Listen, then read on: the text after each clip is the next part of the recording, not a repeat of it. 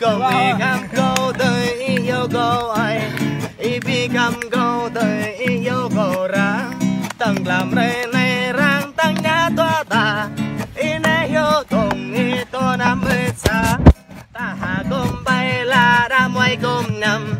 Ta tâm gồm tê là kra đi gồm chế Ta yên na tâu chế á tâu đến đồng Mà chọc khuyết càng mà ta vang đi đê Răng lệ đa clom lan ya châm lê lung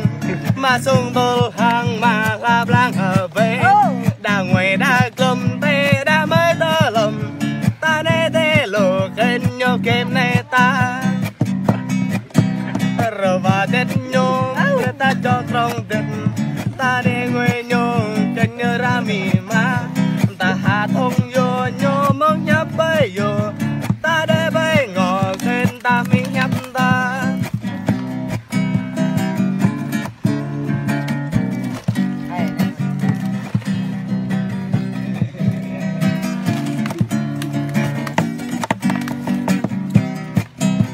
Ta vui na cười là ta ye na mong Ta trong na mung là ta yung na bo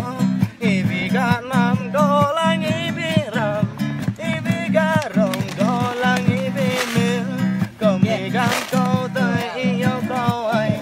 Ibi gam câu tới yêu câu ra Tăng làm rê này răng tăng nhá toa ta Ine yêu tùng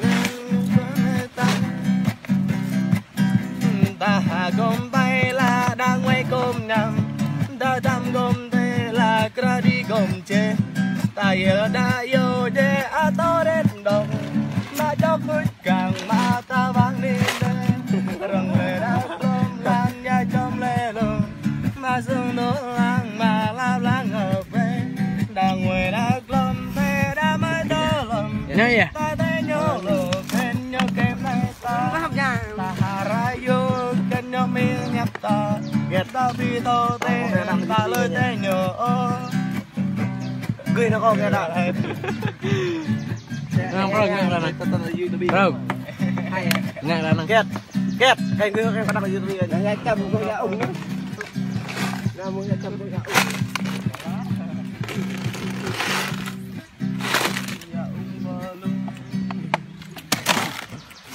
Quá là hay luôn.